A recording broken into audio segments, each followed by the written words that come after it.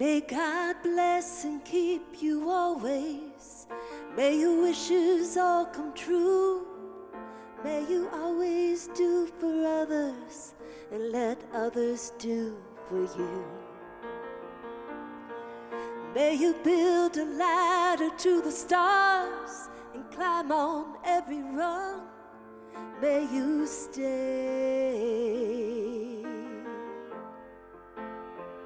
forever young.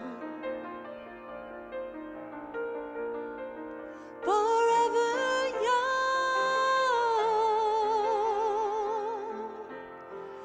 Forever young. May you stay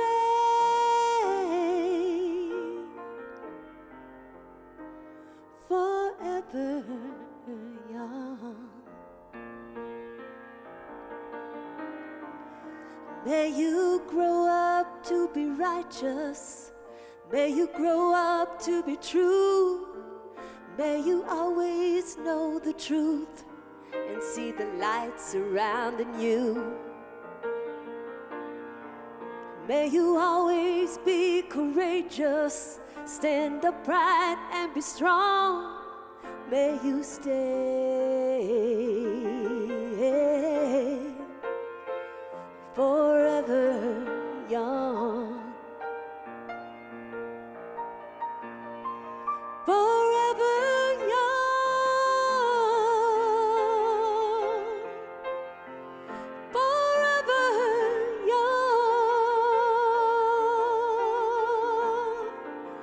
May you stay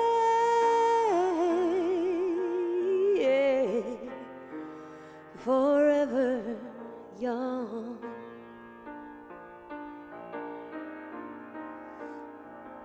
May your hands always be busy. May your feet always be swift. May you have a strong foundation when the winds of change shift. May your heart always be joyful. May your song always be sung. May you stay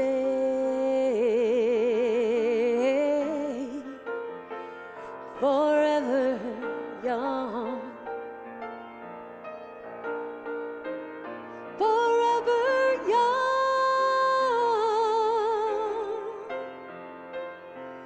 Forever young. May you stay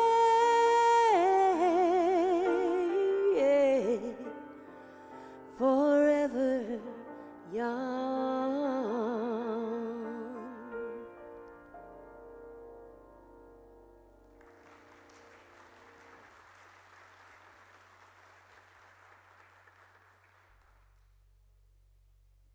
Thank you, Julie Boy. Good morning, everybody.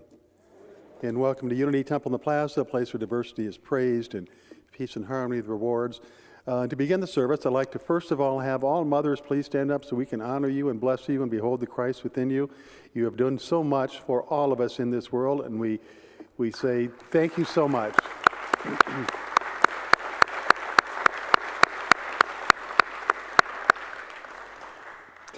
And another momentous event today is that Denny and Cheryl Christensen are celebrating their 67th wedding anniversary. Would you please stand up so we can recognize you?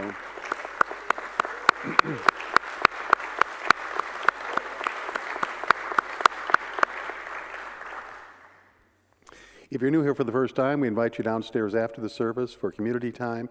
And we'll now begin the service with the temple chimes, the opening prayer, and the call to inspiration.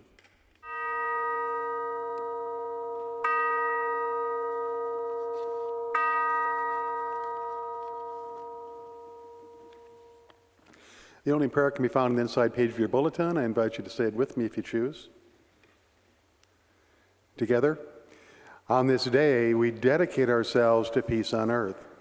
We accept ourselves without harsh judgment and express appreciation for our individuality. We live without fear to meet the events of this day with confidence. We accept others without prejudice to experience a sense of unity with all people. We honor our earthly environment and recognize a sense of oneness with all creation. In harmony with ourselves, our lives, other people, and all of nature, we live this day with a peaceful mind, a peaceful heart, and a peaceful spirit. Amen.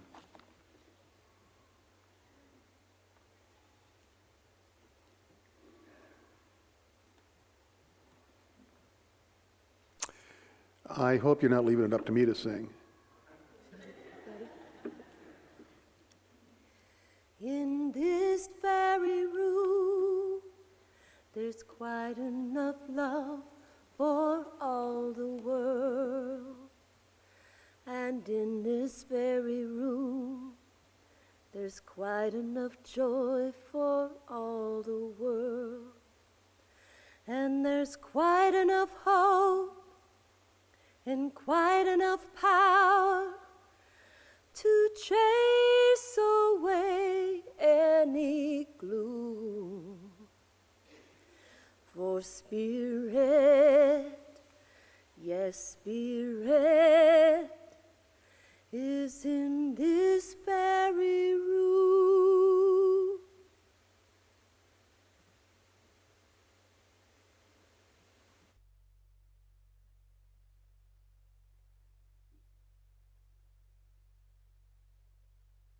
This is a song I wrote for my son when I became an empty nester a few years ago, about the power of choosing our higher consciousness, and just some kind mother words.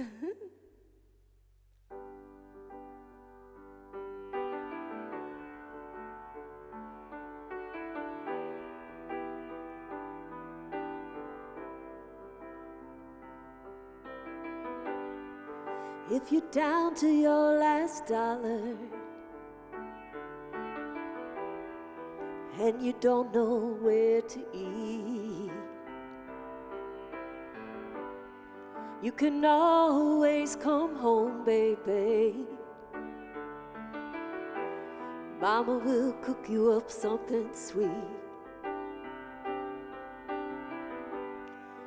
I never want to see you crying.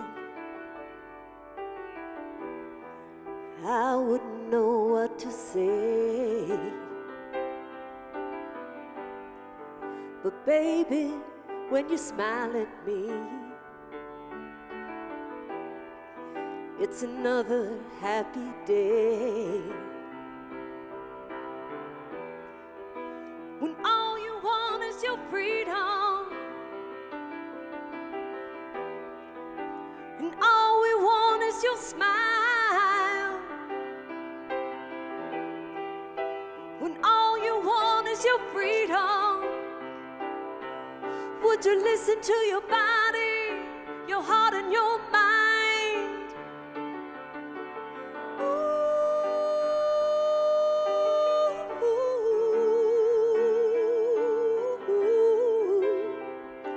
you're the one.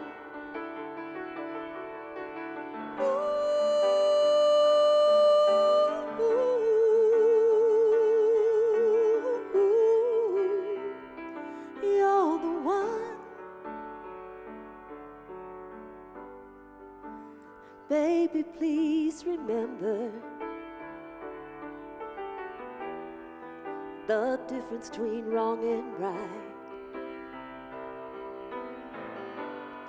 Don't get stuck in the struggle. Don't get stuck in the fight.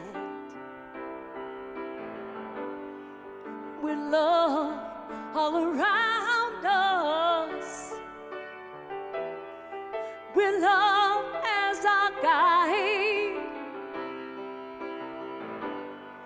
with love here beside us. Oh yeah, with love on our mind. When all you want is your freedom, and all we want is your smile. When all you want is your freedom, Would you listen to your body, your heart and your mind?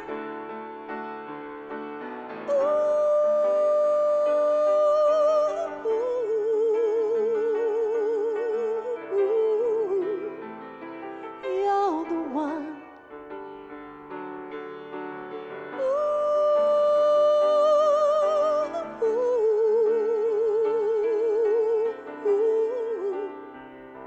You're the one. Don't worry about your mama. I am crying happy tears. I've always been so proud of you. In all your many years, if you keep on doing the right thing, I know you'll go far. Be true to yourself, baby, and listen to your heart. When all you want is your freedom, and all we want is your smile. When all you want is your freedom, would you listen to your body, your heart and your mind?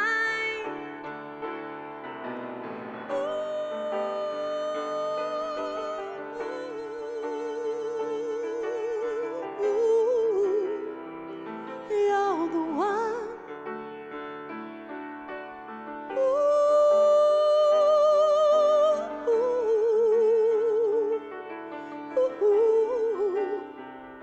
You're the one. You're the one.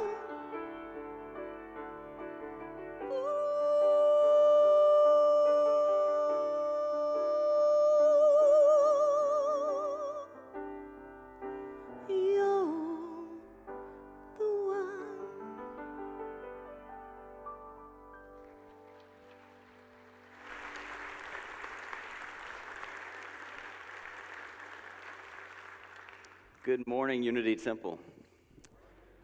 Welcome to this special Sunday where we take time to recognize the mothers in our lives. And maybe you've given birth to someone, maybe you haven't. Maybe you've just served in a motherly role as far as mentorship or showing up in someone's lives. So today, we're taking a moment to recognize you for that. Over this last week, I was asking some different mothers, what are some important questions that you would ask other mothers? Some of them came up with a variety of responses. Some said, well, how do you delegate the responsibilities in our life, with children, with life, with the stresses? Another question that someone wanted to know is, well, how would other mothers rank themselves? So as you think about your role as a mother or fulfilling those motherly roles in life, where would you rank yourself? And what would you be basing that upon? Some other questions were, what were some of the greatest challenges you faced as a mother? Was it in the raising of your children? Was it on discipline? And then looking back on, how did they turn out? Did they turn out how I thought they would? Was I trying to shape them a particular way? And so these were all great questions. I didn't come to tell you the answers to those, but I would challenge you to figure out, what kind of questions are you asking yourself as a mother when you think about your role that you've played in your life? The next question I ask are, what are some indicators that will remind you how you did great as a mother? So as I say this, and gentlemen, I don't want you to feel as though I'm leaving you out, but this isn't your day. Your day comes later on. Right now, we're just talking to the mothers. So how would you, what are some of the indicators that said that you did a good job as a mother? So on that, I got different responses. Some would come from, well, once I was a grandmother, I saw what I did right by the way that my children were raising their children. Some other answers I got were, well, the way that my child looks at me, Maybe it's the affection that they give us. What are the measurements that you give yourself for how you did well? And I'd watch the self-criticism if you're that mother. I love my mother very dearly, but she's very critical about how she was as a mother. So I'm not saying that's how all mothers are, but if you do find yourself in that space, ask yourself, why are you saying that? Are you looking for the reasons that you did great as a mother? Or are you looking for the areas that you might have fallen short? Because it's important to realize, what was your role as a mother? And we'll explore that here in a second. The next question I ask is, when you doubt yourself as a mother, what tools do you use to pull yourself out of that place of doubt? An answer I got a lot was prayer. Spending time in silence, reflecting. But what can you do to remind yourself that everything's okay? Or if you're doubting that, because maybe your child's acting in a way that's not ideal to you, how can you remind yourself that you did the best that you could? There was a story as I started to look into this topic that I wanted to tell you all about. And it's the story of a one-eyed mother. And the story behind this is that there was a young boy who had a mother with just one eye. She ran a local grocery store. She sometimes volunteered at the school. But every time he saw her, he was extremely embarrassed because of the way that she looked. One day she showed up to school just to surprise him. And as she walked into the classroom, he got up and he ran out of the room. Later that evening, when he got home, he found his mother weeping. But he was just so overcome with this embarrassment that he said, if all you're going to do is make a fool of me, Mom, I just wish you would die or go away. And whenever that happened, he made a decision. He said, as soon as I'm old enough, I'm going to move out. I don't want to be here anymore. I don't want to be faced with this embarrassment. As the years go by, he eventually moves to Seoul and gets married, has some children. And one day he hears a knock at the door.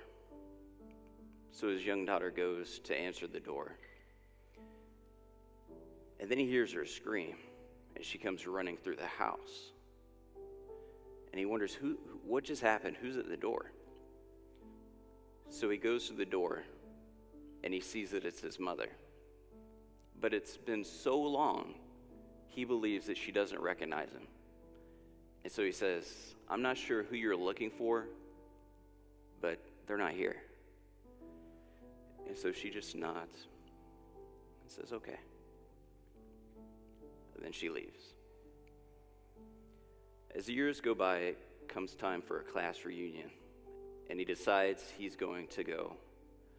So he goes back to his old town because he wants to see his friends. And while he's there, he decides that he's going to stop by the house. And when he gets to the house, he looks at it, and he realizes that it's been empty for quite some time. And while he's standing out there, a neighbor comes by, and she gives him a letter. And this letter is from his mother. And the letter said, son, I love you, but I think I've hung around here long enough. I won't be coming to see you in Seoul anymore. And I never meant to embarrass you. I always loved you and only wanted the best for you. And I'm sorry that I embarrassed you. You see, when you were young, you were in an accident and you lost one of your eyes. And as your mother, I never wanted to see you struggle through life. So what I did is gave you one of my own. Because what you want to see as a mother is ultimately to see your child living a happy and fulfilled life. There was more to that letter, but he stopped reading then when he reflected on his life, and he realized the sacrifice that his mother had made for him that he had never realized until it was too late. So when we look at life, we don't always recognize the sacrifices that our mothers made for us. Sometimes it's easy to see what our mothers do for us. Sometimes it's really not. One of the stories in the Bible is about Mary and a mother's sacrifice. The sacrifice that Mary made. And what you view Mary as is up to you. But I want you to really be thinking about the meaning behind this story. Is that they said that Mary made the ultimate sacrifice because even before she gave birth to Jesus, she knew that a great tragedy was going to come into his life. And that's an act of extreme courage. And any mother who has ever brought a child unto this earth made a sacrifice by being willing to risk the experiences that that child might go through in this life. Because we all know coming into this, we're going to be born. We're going to have a lot of experiences. Some of them will be very encouraging. Others will be very frightening. We're going to grow. We're going to experience sadness. And we all understand that at the end of this physical journey, we're all going to experience something known as death. And even before we give birth, we know that experience is going to face our child. So it's an act of optimism. It's an act of bravery. And even if you don't physically give birth to a child, but you're delivering that maternal energy, that maternal love, there is so much to that because you can't do everything for anyone. And even at the end of their life, as we reflect on how they've even turned out as adults, maybe it met the thoughts that we had on how they should turn out, but maybe they didn't. Maybe they look at us and you feel that they've been ungrateful for you. Because in your mind, a child should treat their mother a particular kind of way. And if you're the child of the mother, because we're looking at this from two different perspectives, as a child looking at the mother, but also as the mother looking at the child. As a mother, you look at your child and you think, maybe they should be behaving this way, but not my child. And if any of you in your journeys of life can reflect on children that didn't act perfect, can anyone do that in your mind? Someplace out there, even if it's not our children, like we can see other children that might not have acted quite right. And then as a child, can some of us see that there may have, based off of our understanding, been a shortfall on our mother's behalf of things they didn't do? So the next question that I asked is that, what are some spiritual tools that you could utilize in order to bring strength back into your parental skills or into our lives? Once again, prayer came up. Another thing is just conversations with other parents of what could you do to remind yourself, give yourself encouragement. I remember growing up with my brother. Our mother had some habits that could have been perceived as being not beneficial, whether that be the drinking or whatever. I love my mother very dearly because she's probably watching right now. That in reflection, she may have said, I wish I would have done things differently. I was a terrible mother. And I look at her every time she says that with crazy eyes. Because she did what most mothers do, which is the best she could based off of her experience and her level of awareness at that time. We do the exact same thing. As you go through and you're reflecting on your role as a mother, you may say, I should have been a better mother. And I'm going to challenge that and say, no, you shouldn't have been, because you were doing the best you could based off of your level of understanding at that time.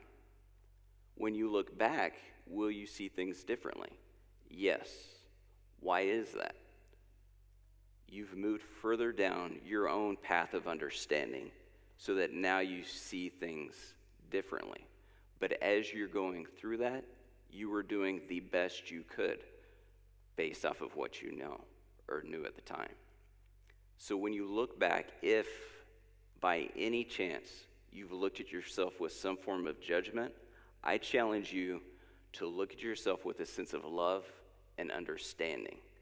Because as we look at our children, and maybe they aren't doing the best that they could as maybe they're parents now, and you look at your children and you're like, oh, they should be doing things differently. Reflect back on your own journey and realize that is true for them as it was for you, that you're functioning from the best place of your own understanding right now, and they are on their own journey for their own understanding.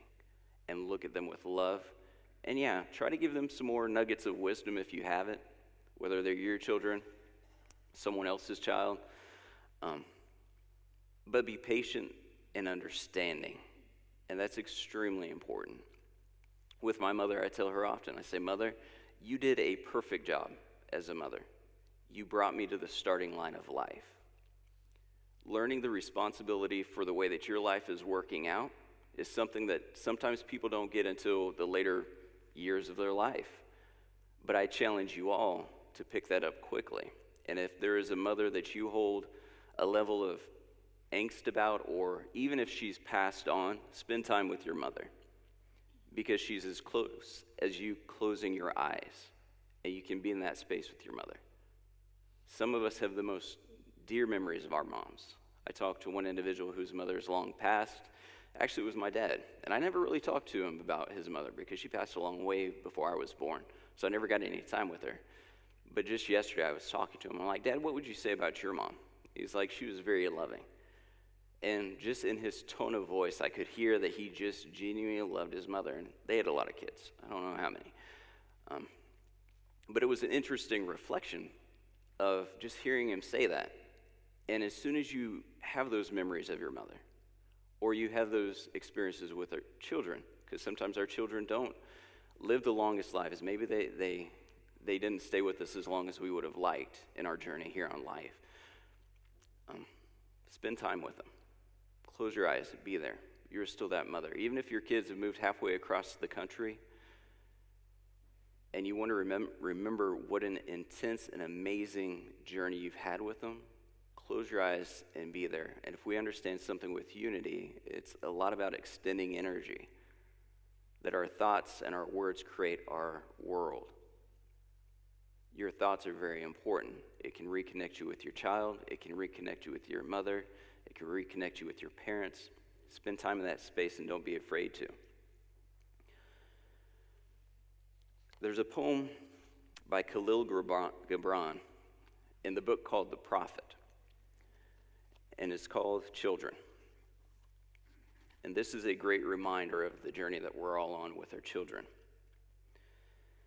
And it goes, and a woman who held a babe against her bosom said, "Speak to us about children." And he said, "Your children are not your children. They are the sons and daughters of life's longing for itself. They come through you, but not from you. And though they are with you, yet they belong not to you. You may give them your love, but not your thoughts, for they have their own thoughts. You may house their bodies, but not their souls, for their souls dwell in the house of tomorrow, which you cannot visit, not even in your dreams. You may strive to be like them, but seek not to make them like you, for life goes not backward, nor tarries with yesterday. You are the bows from which your children, as living arrows, are sent forth. The archer sees the mark upon the path of the infinite, and he bends you with his might, that his arrows might go swift and far. Let your bending in the archer's hand be for gladness, for even as he loves the arrow that flies, so he also loves the bow that is stable. That is a powerful poem to spend time with. And it's a great reminder that our children are having their own experiences. And that experience is not supposed to be just like yours. You have found some wisdom in your journey that you can give to your children.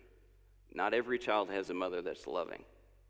But as you go out there into the world, just remember that there are gifts that have been given to you as the light on the path for some people that may seem very, very dark. And for that, we appreciate you, and we love that maternal energy that's within you and all of the gifts that you bring to the children. And we are all children out here in the world. Now Duke will lead us in meditation.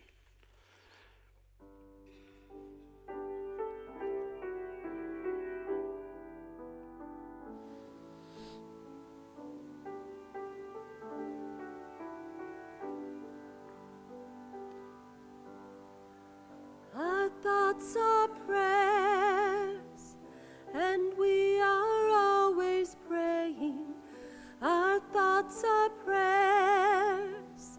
Listen to what you're saying. Seek a higher consciousness, a state of peacefulness, and know that God is always there. And every thought becomes a prayer.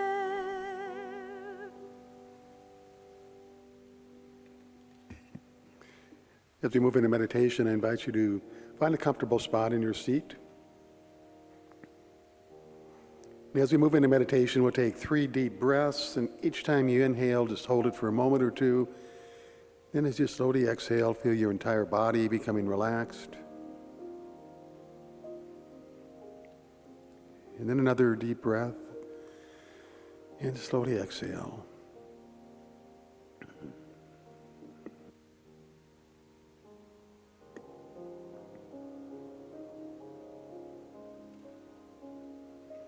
In this moment, shift your focus to your heart and think of someone who's been a mother to you, either your actual mother or another person in your life who's cared for you, loved you, and guided you to be the person that you are today. Feel the love this person has given you. Allow that love to travel throughout your body, filling you up until you're overflowing with it.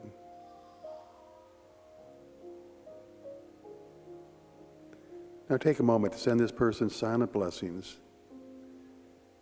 Thank this person for sharing her love with you. And imagine this person overflowing with joy because of you. Notice that a circle of love, created by this exchange of giving and receiving.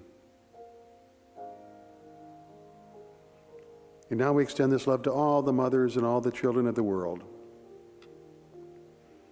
And we know that this flow of love is a universal life force that exists within each of us. And we are never too old to need this love. From the day you were born, you required this love to survive. Tapping into this nurturing energy can remind you that you are loved unconditionally each and every day.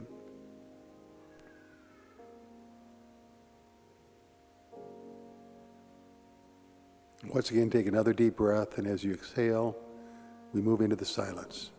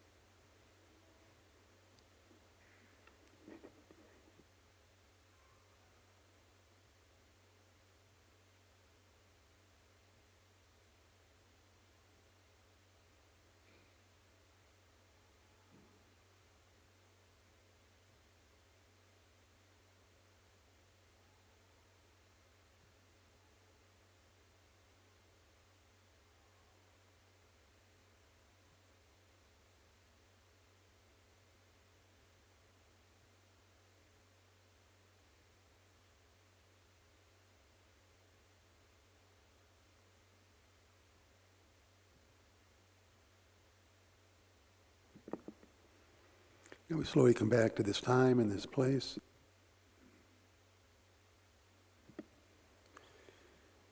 And we do so with high expectations for this day. As we go forth to celebrate the mothers of the world and to celebrate our own lives. And we do so with a peaceful mind, at peace with all the situations and circumstances in our lives. We go forth with a peaceful heart, at peace with all the relationships and all the people in our world,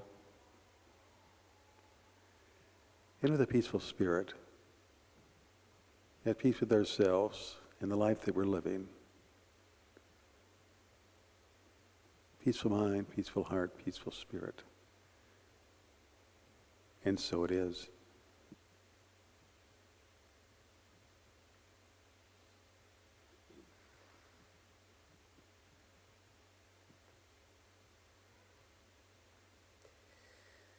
You are the face of God. I hold you in my heart.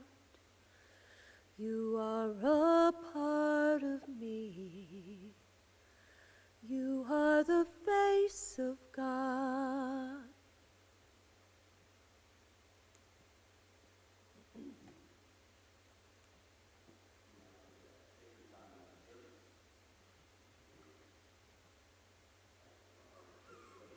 And of giving, and I invite you now to take your love offering in your hands and join with me in the offering blessing.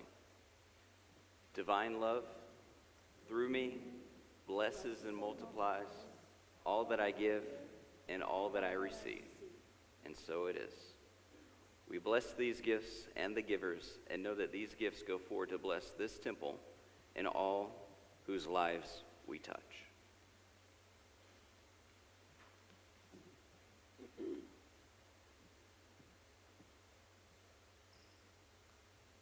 My mom requested this song. Sometimes, our mothers are always there for us, and just wanted to let you know, Mama, that I'm here for you too. And this goes out to all the great moms. Thank you. Y'all can clap along if you feel inclined.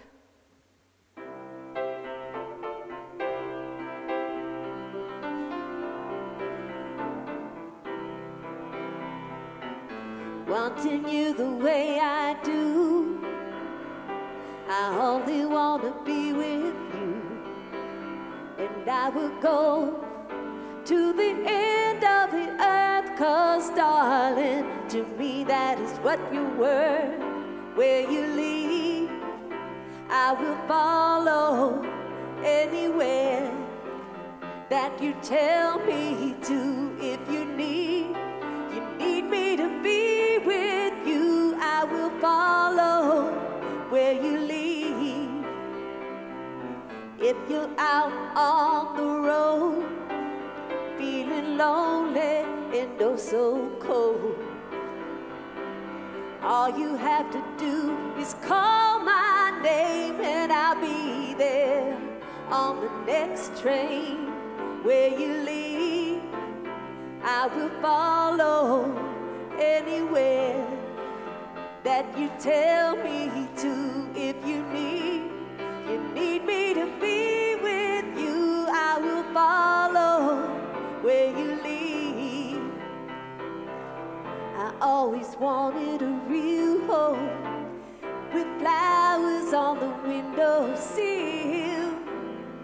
But if you wanna live in New York City, honey, you know that I will. I never thought I could get satisfaction from just one man. But if anyone can keep me happy, you're the one who can. Where you lead, I will follow anywhere that you tell me to. If you need me to be with you, I will follow where you lead. Where you lead,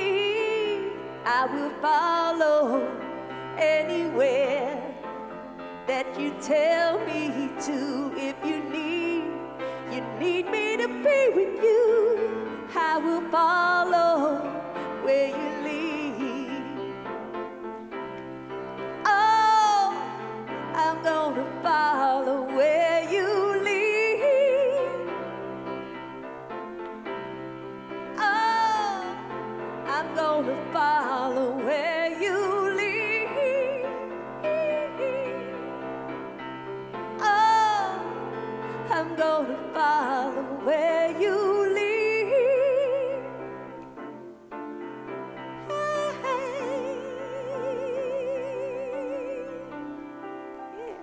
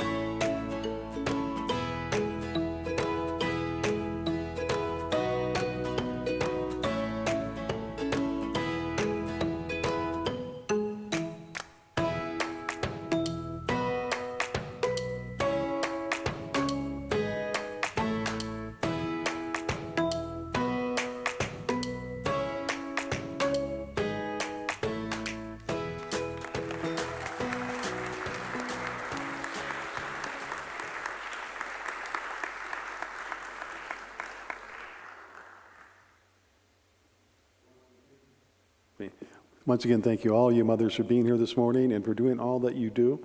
We so appreciate it. And I have a special announcement. Would the Forbes family, the kids particularly, meet me in my office after the service? Thank you. We now conclude the service with the prayer of protection and the peace song. Please join with me in saying this if you choose. The light of God surrounds us. The love of God enfolds us. The power of God protects us. And the presence of God watches over us. Wherever we are, God is, and all is well.